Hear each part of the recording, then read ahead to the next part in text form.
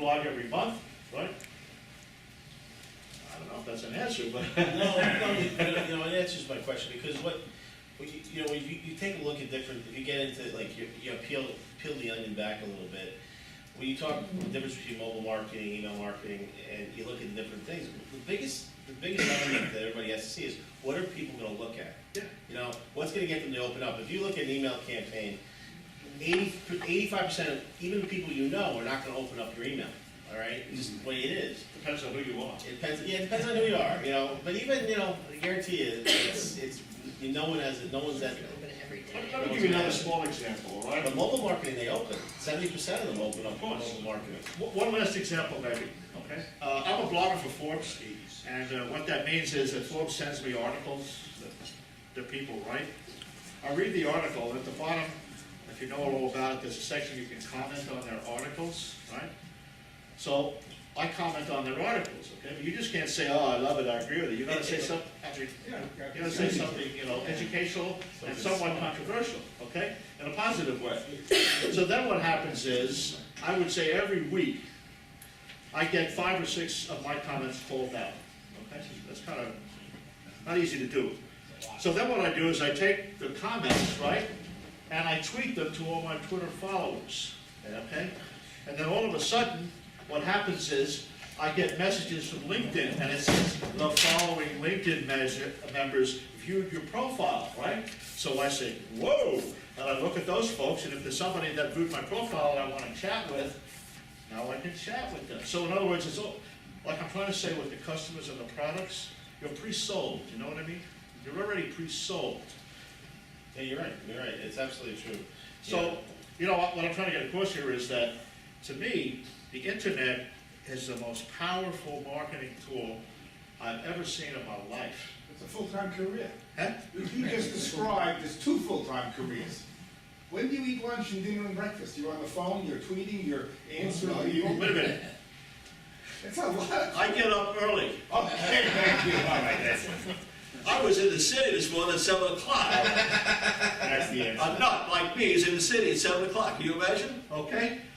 I had my breakfast, it was delightful, right? I got on my phone, I answered, about 150 emails. I read the New York Times, I read the Wall Street Journal. Okay, I came up here, okay? I got 180 when answering to me. Then all job person, then 180, I get hundreds and hundreds of them, but you know as well as I do, the 80-20 rule applies to everything, right? Yes. 80% of them are worthless, I can blow them off in a second. You know, the person lives faster than I can. Something else that I've done, I don't know if this is worth it to everybody or not, I don't know, but I realized about 10 years ago that education is going online, right? Yeah, absolutely. So what I did was, I developed an MBA program in entrepreneurship, an online program, okay? Now, I know every dean with about 90 miles of here, okay? I know them all, right? They know me. Some of them, I know them all.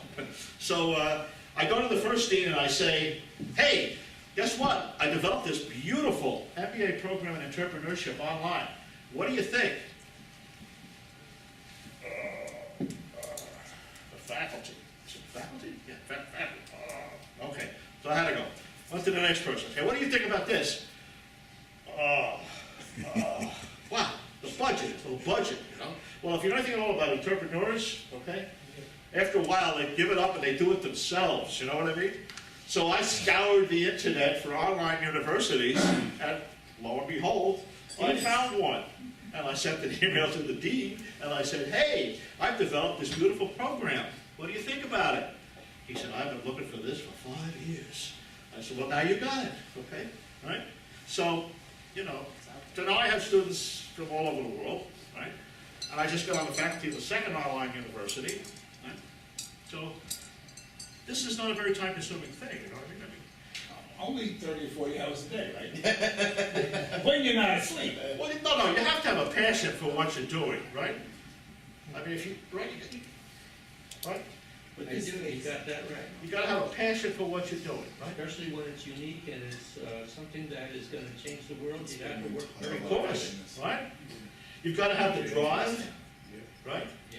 The drive to pull it off, right? Don't wanna do it, right? Huh? And thirdly, huh? You gotta reap the benefits of it, right? That's what it's all about. So, I don't know, I hope this was educational in some small way. It's not necessarily for everybody, but, you know, for most folks here. I have one question more, and Sure, then whatever. I'll shut up.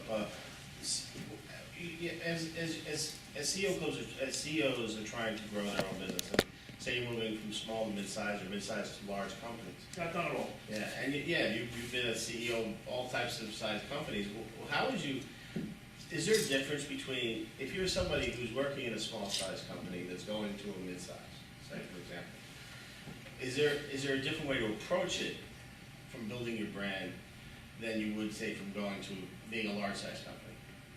You know, is there any suggestions you could say to some of the folks here? Okay, here's what I'm also an interim executive, for whatever that's worth, you know. So, having been the CEO of a couple of companies, I'm fairly well known in a whole lot of different places. And so now I'm an interim executive, so what that means is I'm a hired gun, you know what I mean? So these days I'm the vice president of marketing for a company, a small, medium-sized company in North Carolina, okay?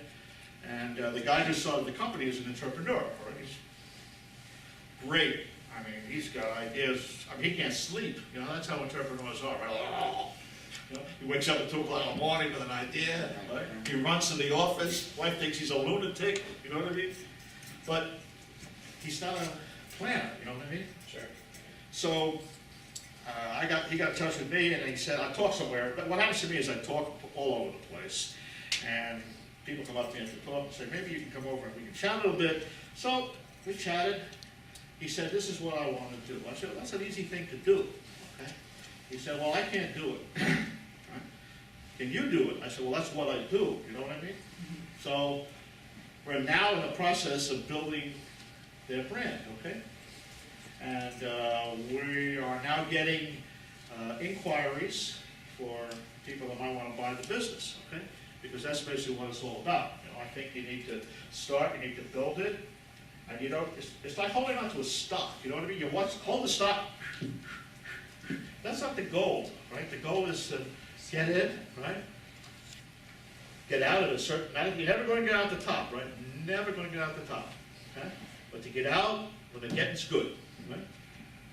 So, you know, my broker these days, he knows that if stock goes down 10%, we're out. We're out, gone. You don't have to call me, nothing, okay? When it gets to a certain percentage of growth, we're out, okay? He doesn't have to call me, right? Because I don't have the time to chat with him about it. He's the expert at that. That's all he does, you know, that's his life, right? That's how he makes his money, right? So I'm happy with the guy. I mean, my portfolio grows around, on average, about 15% a year. That may be not the greatest, but for me, it's pretty damn good, you know? So it's worth 3%. I pay 3% on my portfolio. It's okay. You know what I mean?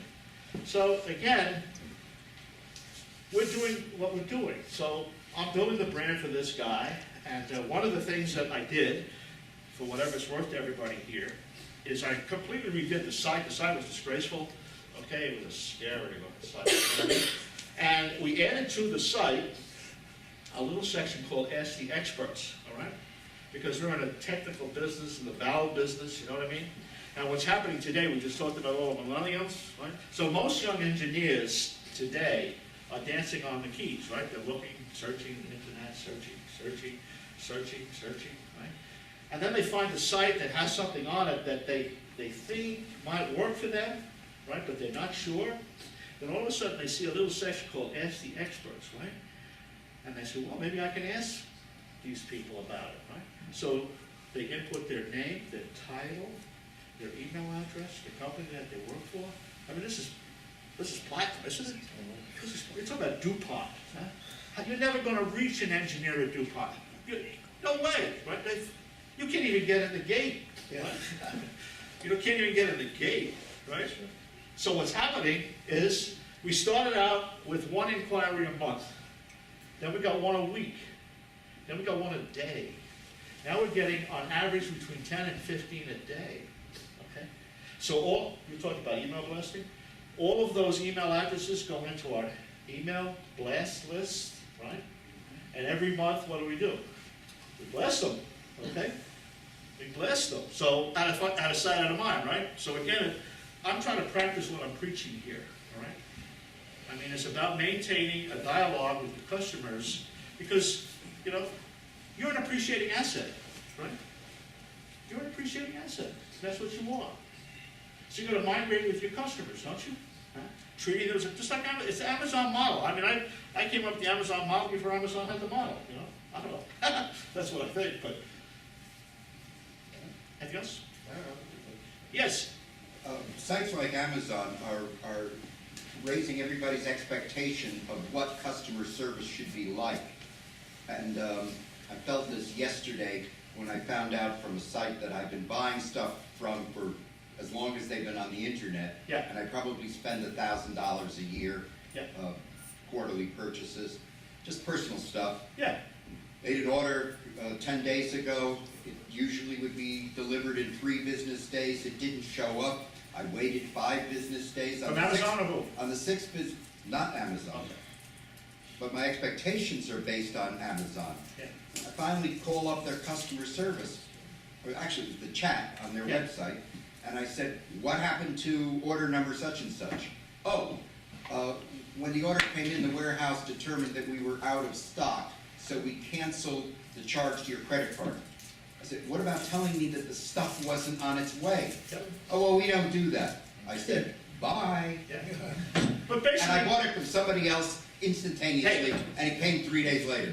this is about customer centricity. That's what it's all about. It's about customer centricity, right? What was the value of my $1,000 a year to them? They didn't care. Right? So, what does this guy Bezos say to everybody in that, and everybody that works in Amazon? What's he say?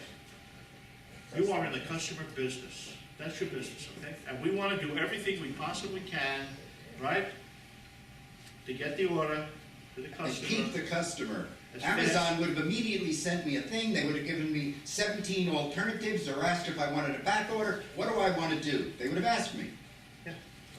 Costco does the same thing with their members in the stores. They're considered members, they're not customers, and they bend over backwards to do you. And that's a big box store. You can, there's 100,000. You can take Nordstrom's, wherever you want to go, whatever you want to We take. expect it at Nordstrom, you don't expect it at Walmart. No, but you know, I mean, I find it problematic, it bleeds over into professional services, which I provide. And we have an unrealistic expectation sometimes, when you have a client who wants an exact answer to a technical question Yeah. that takes some time to research, but they expect an Amazon type of response. And it's difficult to meet sometimes expectations. of course it does.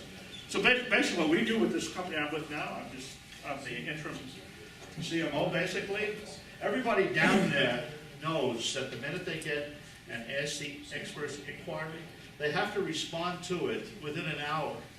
Okay, they have to respond to it within an hour. That's the first thing. And even if the response is, "Thank you for your inquiry," okay, we're researching your question. You know what I mean? It's just like what you're talking about, right? Huh? And then, if we can't solve the problem, we get back to them and say that we cannot solve the problem with our existing mix of products, okay? However, you know, if we can help you in another way, let us know. Okay? So in other words, we're maintaining a dialogue with the customer, right? So that they have a good feeling about the company, about the brand, right? Anything else?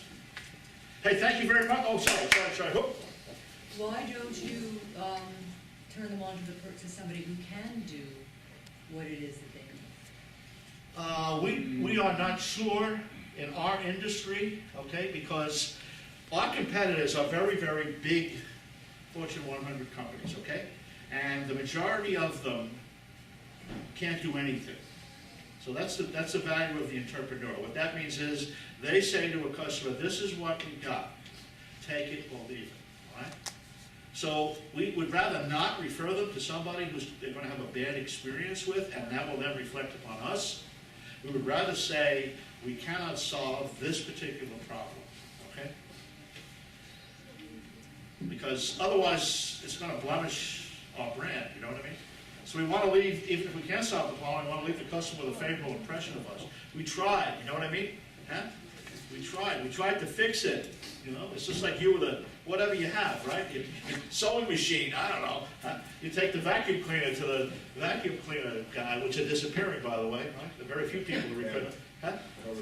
Yes, they disappear, right? 'Cause everybody throws them away now, right? Anything else? Okay, team. Good job, Bob. Thank you. Bob.